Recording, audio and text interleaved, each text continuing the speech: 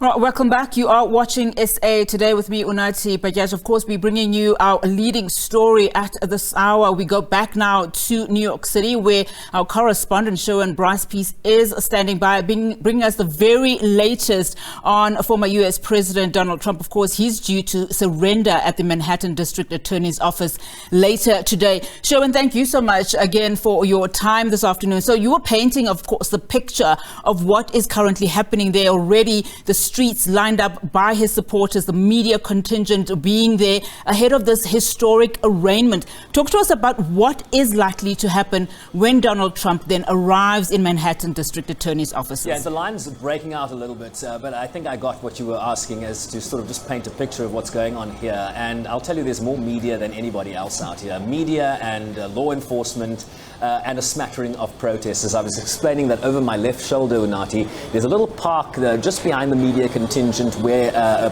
police have barricaded two areas, one for Trump supporters and one for an area for people that are here celebrating the arraignment. There's an atmosphere of celebration, certainly on the one side, music playing, someone carrying a sign that says Trump indicted, and she's waving the sign. There are some people wearing T-shirts that say blacks for Trump. Trumpsters are not racist.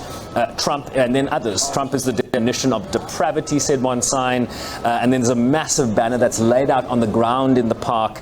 Trump lies all the time. And the context here is that Manhattan, New York City in particular, is essentially a democratic country. It's a very blue state. And so you'll have a lot of people in this part of the country that will celebrate Trump's indictment, given the fact that this is an individual from his time in business to the White House that has been able to evade any a physical appearance in any court of law. So this will be a very first for Donald Trump, despite having dealt in litigation for decades.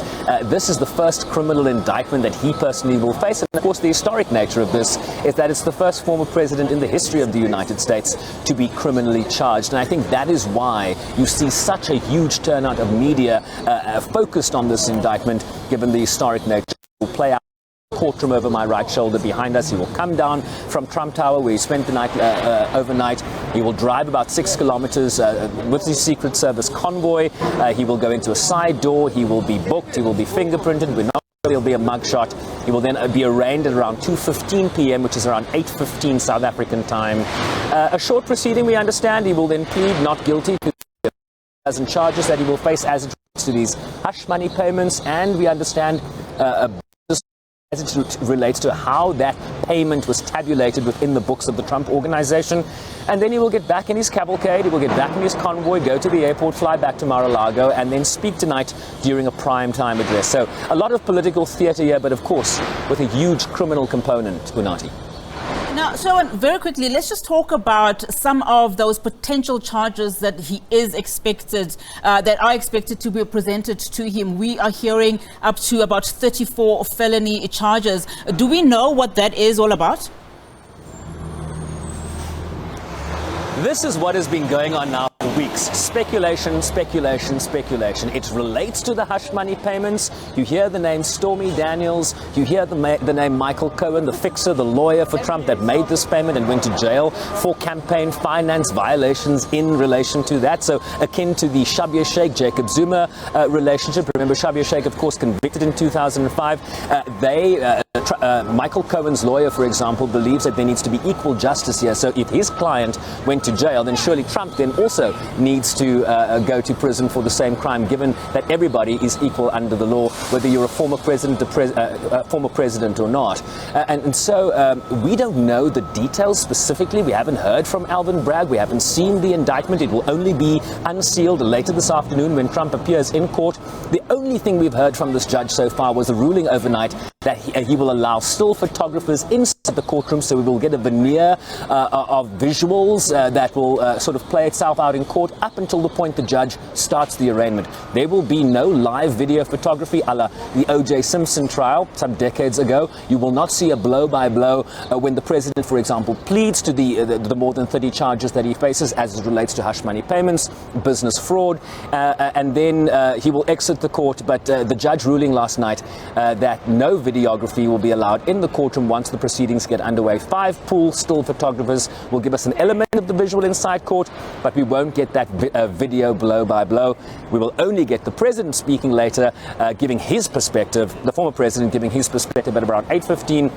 And then Alvin Bragg, the district attorney at the center of this all, Unati, is going to speak to the media in a press conference where there'll be some interaction, right? I mean, this is a controversial moment for him. This is the first prosecutor in the United States making history by indicting the first former president in the history of this country. So he has to come out really and be forceful as to why he took this big decision, why he believes that Trump has a case to answer.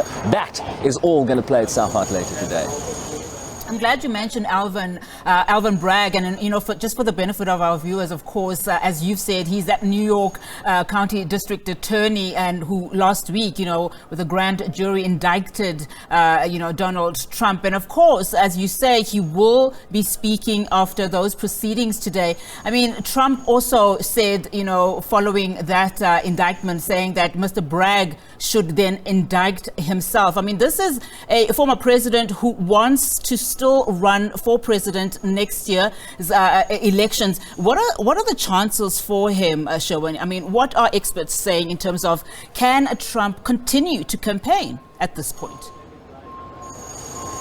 Well, he's made it very clear, Unati, that is what he intends to do. And being indicted or being criminally charged does not, in terms of the U.S. Constitution, preclude anyone from running for the highest office in the land. And so Donald Trump will certainly be doing that.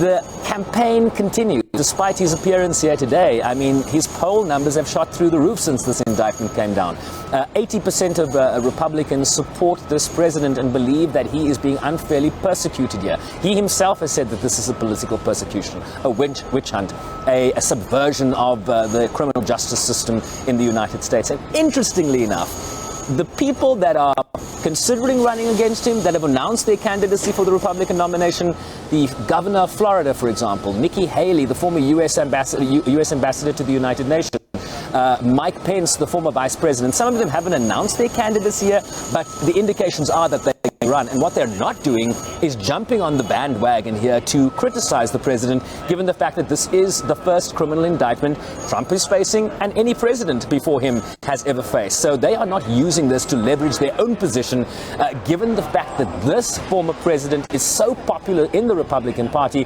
that whatever happens to him, if this indictment hurts his chances down the line, they will then be able to capitalize on his support. So you're not seeing vociferous criticism of this process from Republicans.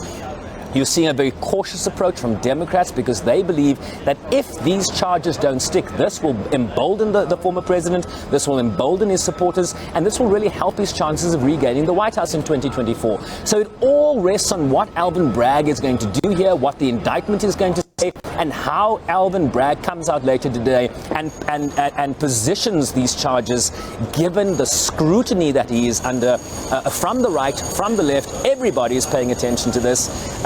And we are at the beginning of a process here. Don't forget that this is the first of many possible criminal indictments that have been circling the orbit or orbiting around Donald Trump's world.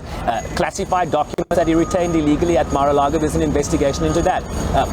Efforts to subvert the election result in Georgia, that famous telephone call where he was speaking to the Secretary of State in Georgia saying, "Find me the votes." There's an investigation into that. And then of course, Trump's role in the January 6th insurrection. This could just be the beginning of a Pandora's box that opens here. Alvin Bragg, of course, getting ahead of the pack in terms of the scrutiny that he's now, or the spotlight, essentially, that he's put on Donald Trump here, Unati. Sherwin Bryce-Pease, thank you so much for that update. Of course, Sherwin, painting a picture there ahead of that all-important arraignment against former U.S. President Donald Trump. Of course, we'll be crossing live to Sherwin across the day today on the channel. This is, of course, a very historic moment, not only for the United States of America, but for Donald Trump himself, facing those very serious charges, and they are mounting as we speak. At the moment, it is believed to be up to 34 felony charges that he will be expecting to be read.